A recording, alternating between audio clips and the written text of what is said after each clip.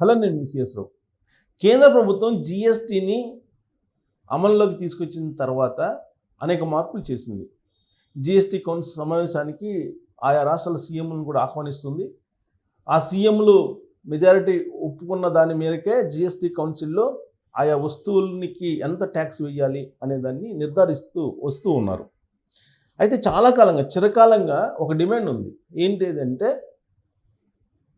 అన్ని వస్తువులకి GST వర్తింపజేస్తున్నప్పుడు petrol డీజిల్కి ఎందుకు వర్తింపజేయట్లేదు? ఆ రెండింటిని జిఎస్టీ పరిధిలోకి ఎందుకు తీసుకురావట్లేదు? జిఎస్టీ పరిధిలోకి కనుక డీజిల్ పెట్రోల్ని తీసుకొస్తే లీటర్ వచ్చేసి పెట్రోలు 50 నుంచి 60 రూపాయలకి, డీజిల్ వచ్చేసి 40 నుంచి 50 రూపాయలకి సరఫరా చేయొచ్చు పౌరులకి. కానీ కేంద్ర ప్రభుత్వం అది చేయట్లేదు. కేవలం కేంద్రాలు, రాష్ట్ర ప్రభుత్వాలు పెట్రోల్ డీజిల్ నుంచి వచ్చేటువంటి ఆదాయాన్ని మరింత పెంచుకునేటువంటి క్రమంలోనే జిఎస్టీ పరిధిలోకి తీసుకురాలేదు.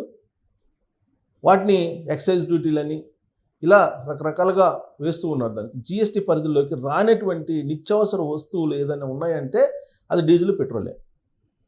దాన్ని జిఎస్టీ పరిధిలోకి తీసుకురావాలని చెప్పేసి చాలా కాలం నుంచి రాహుల్ గాంధీ, కాంగ్రెస్ పార్టీ వాళ్ళు పట్టుబడుతూ ఉన్నారు. కానీ ససేమిరా అంటుంది కేంద్ర ప్రభుత్వం.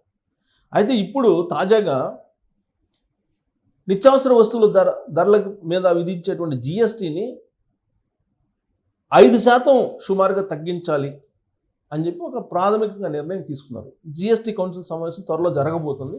ఆ సమావేశంలో ఈ ప్రతిపాదన పెట్టి ఆ వస్తువులకు 5% జిఎస్టీని తగ్గించే ప్రయత్నం చేయాలనేది కేంద్ర ప్రభుత్వం యొక్క నిర్ణయం. కాకపోతే దీని మీద ఆయా రాష్ట్రాల సీఎంలు కూడా ఒప్పుకోవాలి. ఎందుకంటే జిఎస్టీ కౌన్సిల్లో అవసరమైతే ఓటింగ్ కూడా జరుగుతుంది. దీని మీద నిత్యావసర వస్తువుల మీద ఈ 5% తగ్గించాలా వద్దా, ఏ వస్తువుల మీద తగ్గించాలా, ఏ వస్తువుల మీద తగ్గించకూడదు అనే దాని మీద ఇప్పటివరకు ఓటింగ్ జరిగిన దాఖలాలు లేవు, కానీ ఓటింగ్ కూడా జరుగుతుంది. దాన్ని బట్టి ఆ ట్యాక్స్ అనేది ఉంటుంది. కాకపోతే ఇప్పుడు కేంద్ర ప్రభుత్వం ఒక 5% తగ్గిస్తే జిఎస్టీ వాల్యూమ్ పెరుగుతుందని అంచనా వేస్తుంది. అంటే కొనుగోలు చేసేటువంటి వాళ్ళు పెరుగుతారు, అల్టిమేట్గా వాల్యూమ్ అనేది పెరుగుతుంది, జిఎస్టీ వాల్యూమ్ అనేది పెరుగుతుంది, రాబడి పెరుగుతుందని అంచనా వేస్తుంది కేంద్ర ఆర్థిక శాఖ. ఇప్పుడు జిఎస్టీ ఎక్కువ ఉన్నందు కారణంగా, రేట్లు ఎక్కువగా ఉన్న కారణంగా కొనుగోలు చేయడానికి వినియోగదారులు ముందుకు రావట్లేదు. జిఎస్టీ ఒక 5% తగ్గిస్తే కనుక అనేక వస్తువుల యొక్క రేట్లు తగ్గిపోతాయి. అప్పుడు కొనుగోలు చేసేటువంటి వాళ్ళ సంఖ్య పెరుగుతుంది. అల్టిమేట్గా జిఎస్టీ మోతాదు పెరుగుతుంది. ఆ జిఎస్టీ మోతాదు పెరిగినప్పుడు ఎక్కువ ఆదాయం వస్తుందని చెప్పి అంచనా వేస్తుంది. అందుకే జిఎస్టీని తగ్గించాలనే ప్రయత్నం చేస్తున్న కేంద్ర ప్రభుత్వం. ఈ మేరకు ఢిల్లీ వర్గాల నుంచి అందుతున్నటువంటి సమాచారం. అయితే ఇది ఎప్పుడైతే జిఎస్టీని తగ్గిస్తారు 5% అని చెప్పి కేంద్రం నుంచి సమాచారం వచ్చిందో వెంటనే డీజిల్ పెట్రోల్ సంగతి ఏంటి? మరి డీజిల్ పెట్రోల్స్ జిఎస్టీ పరిధిలోకి తీసుకురావచ్చు కదా, ఎందుకు తీసుకురావట్లేదు అనేటువంటిది ఇప్పుడు మళ్ళీ తెర మీదకి వస్తుంది. అయితే జిఎస్టీ పరిధిలోకి డీజిల్ పెట్రోల్ తీసుకురావాలంటే అన్ని రాష్ట్రాల ముఖ్యమంత్రులు జిఎస్టీ కౌన్సిల్లో డిమాండ్ చేయాలి. డిమాండ్ చేస్తారా అంటే చెయ్యరు. ఎందుకు చేయరు? జిఎస్టీ అంటే సెంట్రల్ జిఎస్టీ, స్టేట్ జిఎస్టీ రెండు ఉంటాయి. అంటే రాష్ట్ర ప్రభుత్వానికి రావాల్సినటువంటి వాటా రాష్ట్ర ప్రభుత్వానికి వస్తుంది జిఎస్టీ రూపంలో, సెంట్రల్కి రావాల్సింది సెంట్రల్కి వస్తుంది జిఎస్టీ. అలాగే పెట్రోల్, డీజిల్కి కూడా ఎక్సైజ్ డ్యూటీ, వ్యాట్ ఇవన్నీ స్టేట్ గవర్నమెంట్కి వస్తాయి.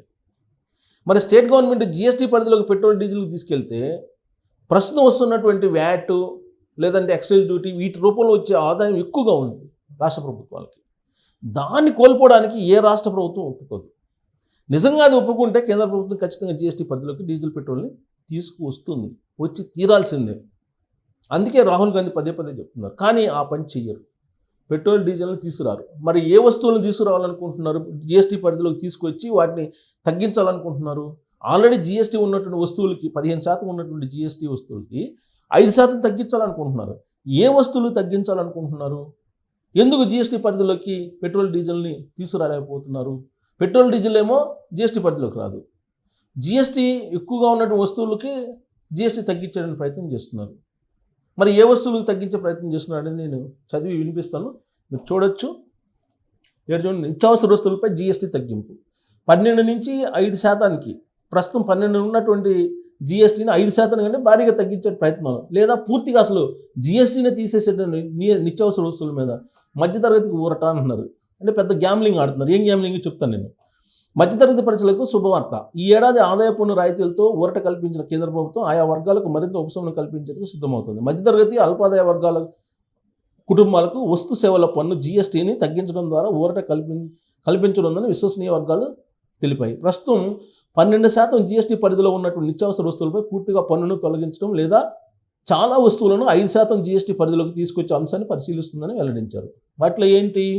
టూత్పేస్టు, టూత్ పౌడరు, గొడుగులు, కుట్టు మిషన్లు, ప్రెషర్ కుక్కర్లు, వంట పాత్రలు, నెయ్యి, సబ్బులు, చిరుతిళ్ళు, ఎలక్ట్రిక్ ఇస్త్రీ పెట్టెలు, గీజర్లు, తక్కువ సామర్థ్యం కలిగిన వాషింగ్ మిషన్లు, సైకిళ్ళు, ₹1000 కంటే ఎక్కువ ధర కలిగిన రెడీమేడ్ దుస్తులు, 500 నుంచి ₹1000 ధర కలిగిన పాదరక్షకులు తదితర వస్తువులపై జిఎస్టీని తగ్గించనున్నట్లు సమాచారం.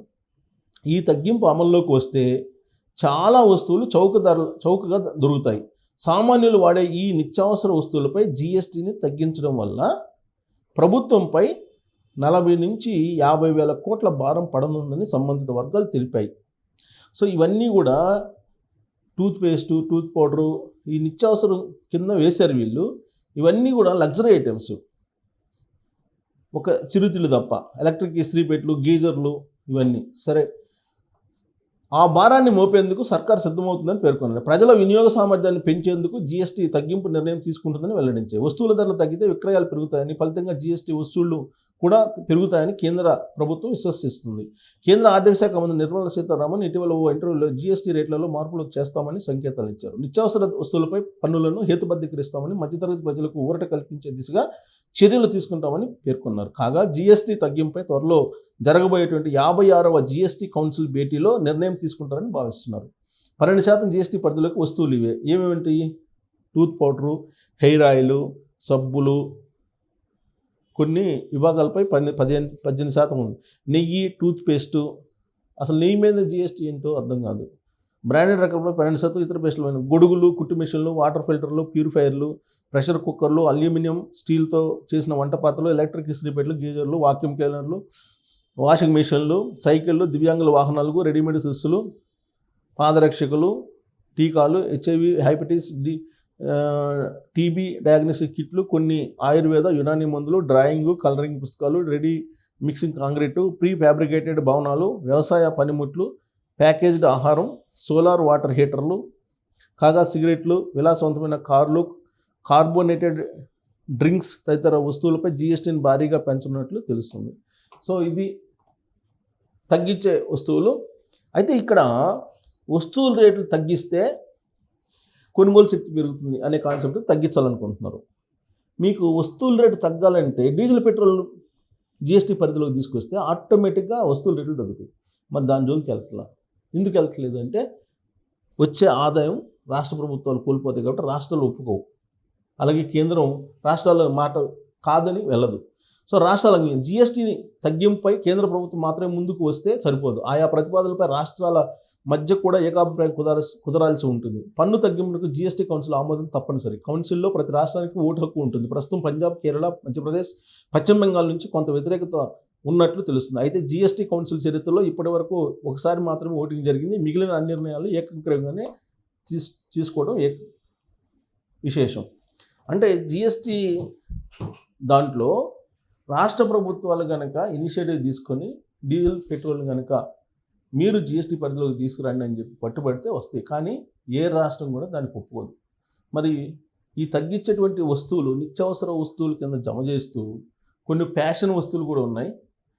మరి దేనికి తగ్గిస్తారు, దేనికి తగ్గించరు? అసలు పెట్రోల్, డీజిల్కి ఎందుకు తగ్గించరు? ఎందుకు జిఎస్టీ పరిధిలోకి తీసుకురాలి? అసలు తగ్గించడం కాదు, జిఎస్టీ పరిధిలోకి ఎందుకు తీసుకురావట్లేదు? దీని మీద మీ అభిప్రాయం తెలియజేయచ్చు. Thank you.